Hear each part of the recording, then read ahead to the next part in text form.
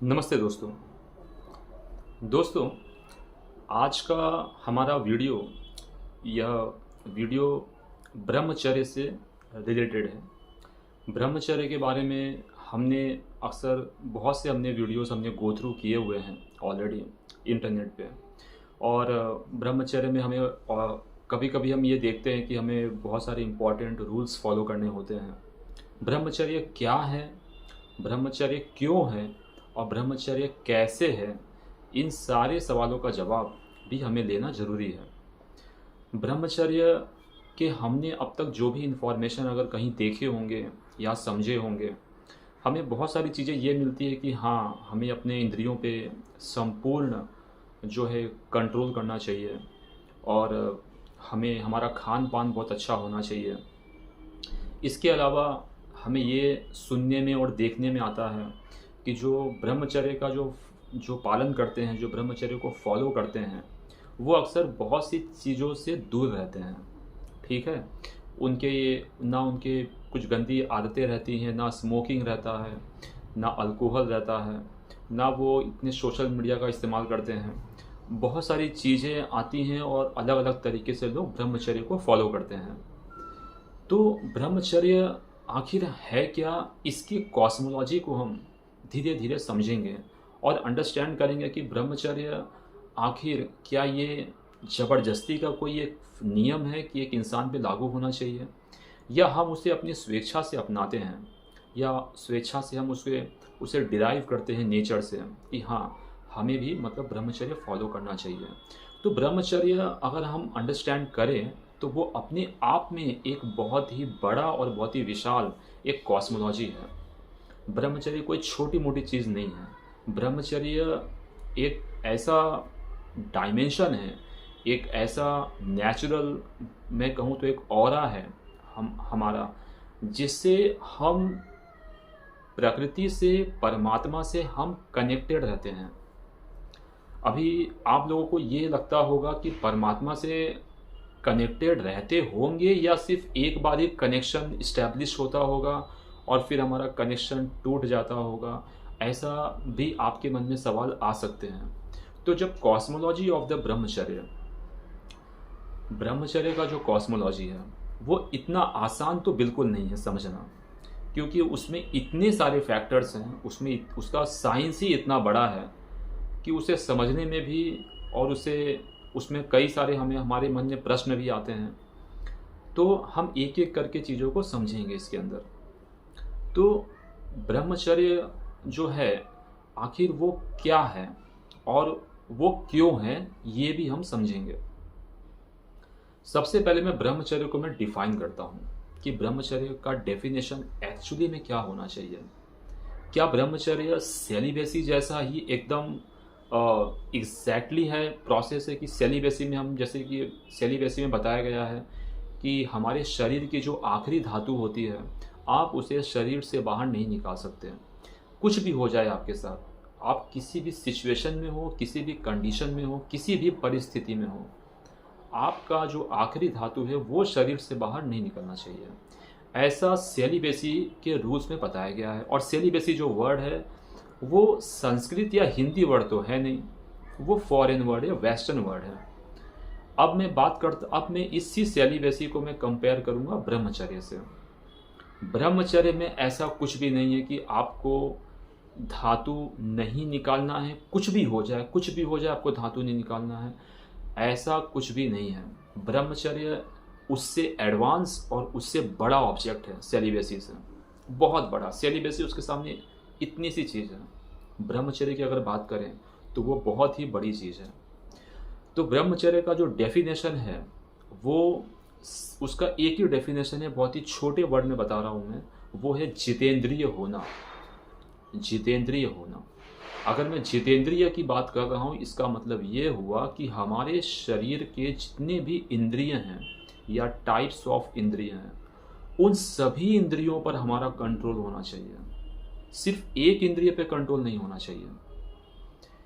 यहीं से सेलिबेसी का और ब्रह्मचर्य का डिफरेंस इनिशिएट होता है, यहीं से चालू हो जाता है डिफरेंस। ब्रह्मचर्य में हमारे शरीर में जितने भी इंद्रियां हैं, चाहे वो हमारा कान हो, हमारा नेत्र हो, हमारा नाक हो, मुंह हो, हमारा स्किन हो, हमारे यहाँ बॉडी में जितने भी इंद्रिय होते हैं, सभी जगह पे हमारा पूर्ण नियंत्रण होना चाहिए। इसी पूर्ण नियंत्रण के अनुसार ही ये डिसाइड होता है कि हमारा माइंड कैसे काम करेगा, हमारा जो आत्मा है वो कैसे ऑब्जर्वेटरी तरीके से चीज़ों को ऑब्जर्व करके एक्शन रिएक्शन का प्रोसेस इनिशिएट कर रहा है। ये सारी चीज़ें डिटरमाइन होती हैं। तो ब्रह्मचर्य को शुरू करने से पहले आयुर्वेद का एक साइकिल बताऊंगा, आयुर्वेद का, क्योंकि वो जो साइकिल है आयुर्वेद का, एक्चुअली में ब्रह्मचर्य का वो बेस है हमारे शरीर के अंदर। क्योंकि उसके बिना ब्रह्मचर्य का अगला स्टेप आप फॉलो नहीं कर सकते। वैसे तो ब्रह्मचर्य में स्टेजेस रहते हैं, कोई भी आदमी तुरंत ब्रह्मचारी नहीं बनता, ऐसा पॉसिबल नहीं है कि एक दिन एक आदमी सो के उठेगा और बोलेगा आज से मैं ब्रह्मचारी हूँ। ऐसा नहीं होता है। ब्रह्मचर्य में आपको बहुत सारी कठिनाइयाँ झेलनी पड़ती हैं, आपको बहुत सारे नियंत्रण पर फोकस करना पड़ता है।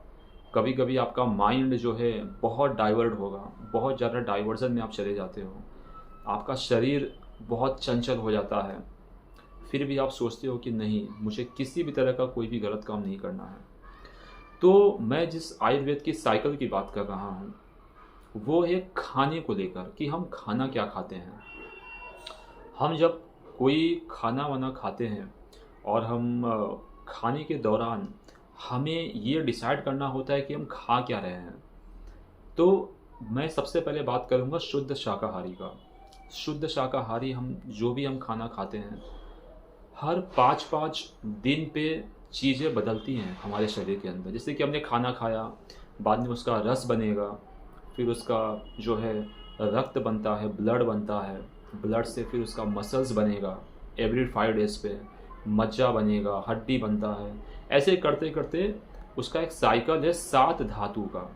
इसकी जानकारी अच्छे से इंटरनेट पे अवेलेबल है। मेडिकल साइंस वाले भी इसको मानते हैं और आयुर्वेद वाले भी मानते हैं। तो ये 5 डेज का एक साइकिल है, और आप जो भी खाना खाते हो उस खाने के रस से पूरी कहानी शुरू होती है और आपके स्पर्म बनने तक की पूरी कहानी वहाँ तक चलती है। आयुर्वेद के कैलकुलेशन के हिसाब से 30 दिन और 4 घंटे, 30 दिन 4 घंटे में आप जो भी खाना खाते हो उसका स्पर्म बन के तैयार होता है।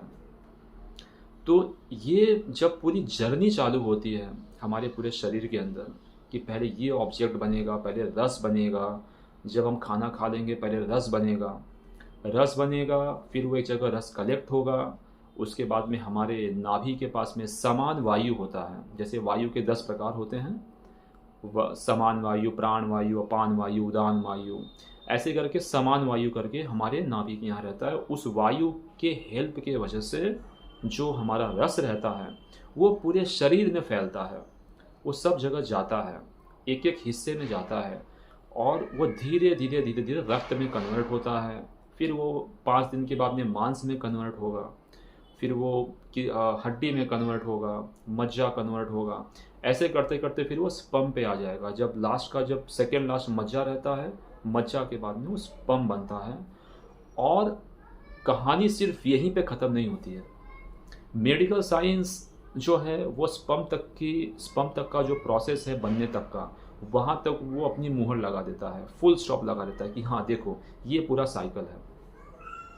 लेकिन मेडिकल साइंस में आपको ये जानने को नहीं मिलेगा कि हम उस स्पर्म को अपने बॉडी में ओजस में कैसे कन्वर्ट करते हैं। ये मेडिकल साइंस में नहीं मिलता। बस यही डिफरेंशिएशन है सेलिबेसी का, ब्रह्मचर्य का, यही डिफरेंशिएशन है मेडिकल साइंस का और ये आयुर्वेदा का। क्योंकि स्पर्म तो जब बन जाता है, वीर्य धातु बन जाता है, उसके बाद ओजस में भी उसे कन्वर्ट करना होता है। तो ओजस क्या होता है, आप जब पूरे स्पर्म को अपने पूरे बॉडी में कंज्यूम कर लेते हो, 100% बता रहा हूँ, अगर 100% तक पूरा कंजम्पशन पूरे आपके वीर्य का हो जाता है तो वो 8वां स्टेज है। यानी कि मैंने तो आपको 7 स्टेज बताया, 7 स्टेप्स ऑफ जो है फूड प्रोसेसिंग, वो 8वां स्टेज है जिसको ओजस बोलते हैं। ये जो ओजस आपने वर्ड सुना मेरे मुंह से, यही ओजस है ब्रह्मचर्य की पहली सीढ़ी। ये सीढ़ी है, ये पहला सीढ़ी है। जब तक ओजस में कन्वर्ट नहीं होता, आप ब्रह्मचर्य का पालन नहीं कर सकते।